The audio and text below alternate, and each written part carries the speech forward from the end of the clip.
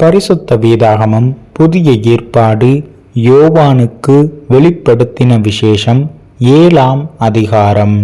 இவைகளுக்கு பின்பு பூமியின் 4 திசைகளிலும் 4 தூதர்கள் நின்று, பூமியின் மேலாவது, சமுத்திரத்தின் மேலாவது, ஒரு மரத்தின் மேலாவது காற்று அடியாதபடிக்கு பூமியின் 4 காற்றுகளையும் பிடித்திருக்க கண்டேன்.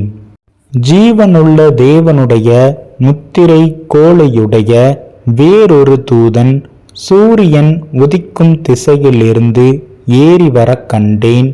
அவன் பூமியையும் சமுத்திரத்தையும் சேதப்படுத்துகிறதற்கு அதிகாரம் பெற்ற அந்த 4 தூதரையும் நோக்கி, நாம் நமது தேவனுடைய ஊழியக்காரரின் நெற்றிகளில் முத்திரை போட்டு தீருமளவும் பூமியையும் சமுத்திரத்தையும் மரங்களையும் சேதப்படுத்தாதிருங்கள் என்று மகா சத்தமிட்டு கூப்பிட்டான். முத்திரை போடப்பட்டவர்களின் தொகையை சொல்ல கேட்டேன். இஸ்ரவேல் புத்திரருடைய சகல கோத்திரங்களிலும் முத்திரை போடப்பட்டவர்கள் 144,000 பேர். யூதா கோத்திரத்தில் முத்திரை போடப்பட்டவர்கள் 12,000. ரூபன் கோத்திரத்தில் முத்திரை போடப்பட்டவர்கள் 12,000. காத் கோத்திரத்தில் முத்திரை போடப்பட்டவர்கள் 12,000. ஆசேர் கோத்திரத்தில் முத்திரை போடப்பட்டவர்கள் 12,000. நப்தலி கோத்திரத்தில் முத்திரை போடப்பட்டவர்கள் 12,000. மனாசே கோத்திரத்தில் முத்திரை போடப்பட்டவர்கள் 12,000. சிமியோன் கோத்திரத்தில் முத்திரை போடப்பட்டவர்கள் 12,000. லேவி கோத்திரத்தில் முத்திரை போடப்பட்டவர்கள் 12,000. இசாக்கர் கோத்திரத்தில் முத்திரை போடப்பட்டவர்கள் 12,000.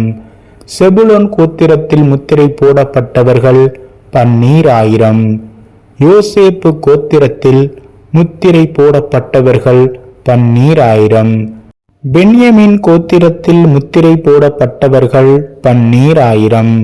இவைகளுக்கு பின்பு நான் பார்த்தபோது, இதோ, சகல ஜாதிகளிலும் கோத்திரங்களிலும் ஜனங்களிலும் பாஷைக்காரரிலும் இருந்து வந்ததும் ஒருவனும் எண்ணக்கூடாததுமான திரளான கூட்டமாகிய ஜனங்கள் வெள்ளை அங்கிகளை தரித்து தங்கள் கைகளில் குருத்தோலைகளை பிடித்து சிங்காசனத்திற்கு முன்பாகவும் ஆட்டுக்குட்டியானவருக்கு முன்பாகவும் நிற்க கண்டேன். அவர்கள் மகா சத்தமிட்டு, இரட்சிப்பின் மகிமை சிங்காசனத்தின் மேல் வீற்றிருக்கிற எங்கள் தேவனுக்கும் ஆட்டுக்குட்டியானவருக்கும் உண்டாவதாக என்று ஆர்ப்பரித்தார்கள். தூதர்கள் யாவரும் சிங்காசனத்தையும் மூப்பர்களையும் 4 ஜீவன்களையும் சூழ நின்று சிங்காசனத்திற்கு முன்பாக முகம் குப்புற விழுந்து தேவனை தொழுது கொண்டு, ஆமீன், எங்கள் தேவனுக்கு துதியும் மகிமையும் ஞானமும் ஸ்தோத்திரமும் கனமும் வல்லமையும் பெலனும் சதா காலங்களிலும் உண்டாவதாக, ஆமீன் என்றார்கள். அப்பொழுது மூப்பர்களில் ஒருவன் என்னை நோக்கி, வெள்ளை அங்கிகளை தரித்திருக்கிற இவர்கள் யார்? எங்கே இருந்து வந்தார்கள் என்று கேட்டான். அதற்கு நான், ஆண்டவனே, அது உமக்கே தெரியும் என்றேன். அப்பொழுது அவன், இவர்கள் மிகுந்த உபத்திரவத்திலிருந்து வந்தவர்கள்.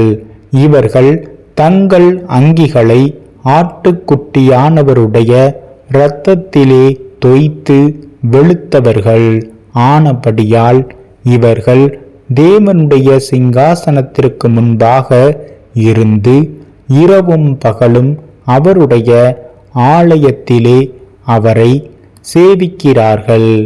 சிங்காசனத்தின் மேல் வீற்றிருக்கிறவர் இவர்களுக்குள்ளே வாசமாயிருப்பார். இவர்கள் இனி பசி அடைவதும் இல்லை, இனி தாகம் அடைவதும் இல்லை.